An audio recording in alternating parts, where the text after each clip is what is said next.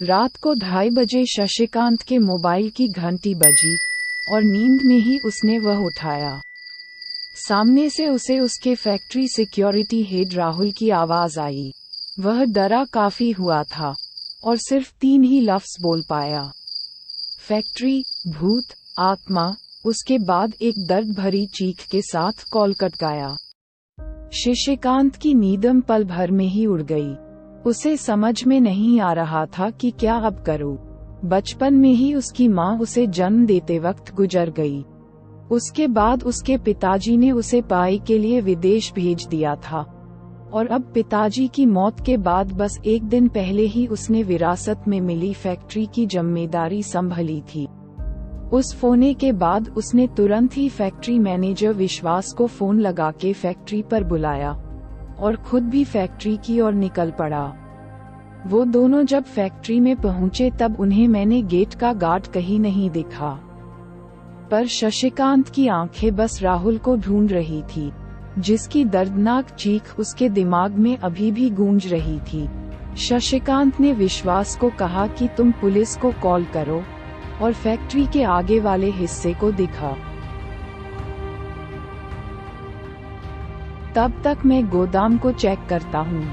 जब शशिकांत गोदाम में पहुंचा, तब उसने देखा कि वहाँ पर राहुल जमीन पड़ा शांत पड़ा था, लेकिन उसकी सांस अभी भी चल रही थी, पर शरीर से कोई हलचल नहीं कर पा रहा था, मानो उसने कोई भयानक चीज देख ली हो। उसी वक्त शशिकांत ने एक और दर्द भरी चीख सुनी जिससे उसका कलेजा कांप उठा। वह चीख थी मैनेजर विश्वास की। शशिकांत ने सर पर दौड़ लगाई और फैक्ट्री में जाके देखा। तब डरा हुआ विश्वास बाथरूम के एक कोने में बैठ के रो रहा था और बार बार एक ही लाइन बोल रहा था, वह वापस आ गई, वह वापस आ गई, अब वह किसी को नहीं छोड़ेगी, सब मरेंगे, सब मरेंगे। वह मानसिक संतुलन खो बैठा था। तब तक एम्बुलेंस और पुलिस आ चुकी थी। शशिकांत ने पुलिस आने के बाद उनको अपना बयान दिया और घर के लिए रवाना हो गया, पर जाते वक्त उसे एक बात महसूस हो रही थी कि वह अकेला नहीं है, कोई तो उसके साथ चल रहा है। वो जब कार के पास पहुंचा, तब कार का एक दरवाजा खुला था।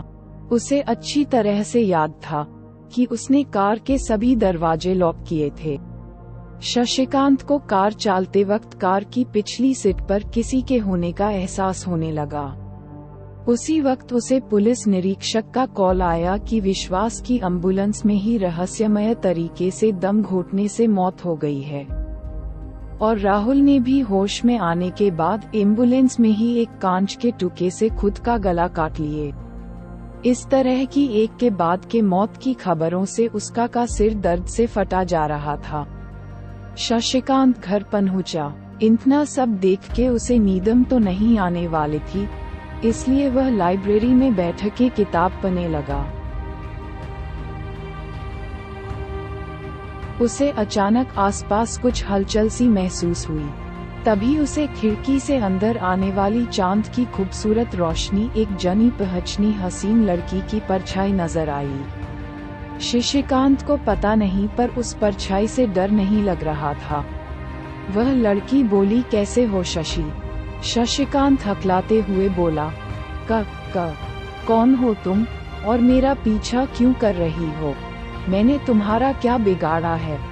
वह बोली, मैं वही हूँ जिसके साथ तुम्हारी बचपन की कुछ सुनहरी यादें हैं, जिसके साथ तुम स्कूल जाया करते थे, पूरा दिन हम साथ बिताया करते थे। क्या तुम मुझे भूल गए?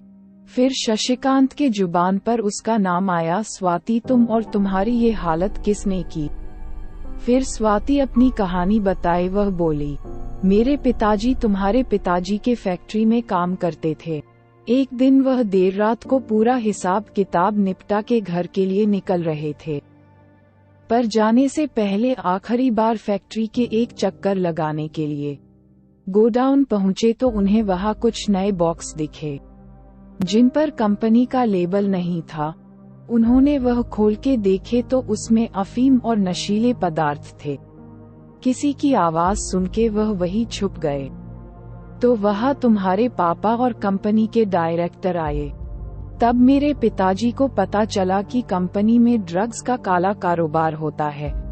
उन्होंने पिताजी को उस रात पकड़ लिया और मार के कंपनी के पिछले गोदाम में दफना दिया। मरने से पहले मेरे पापा ने ये बात मुझे फोन में बता दी थी, और जब मैंने पुलिस को लेकर कंपनी में पहुंची, लेकिन पुलिस भी उनके साथ मिली हुई थी। उन्होंने मेरी इज्जत के साथ खेलकर मुझे भी उसी जमीन में दफना दिया जहां पर मरे पापा को दफनाया था, और आज मैंने और पिताजी ने सबको खत्म करके बदला पूरा कर लिया है। पर हमारी आत्मा को मुक्ति नहीं मिल सकती, क्योंकि मेरे 6 साल का छोटे भाई विशाल का इस दुनिया में अब कोई नहीं है। वो अनाथालय में दिन काट रहा है, इसलिए मैं मदद के लिए तुम्हारे पास आई हूँ, क्योंकि मैं जानती हूँ तुम एक अच्छे इंसान हो।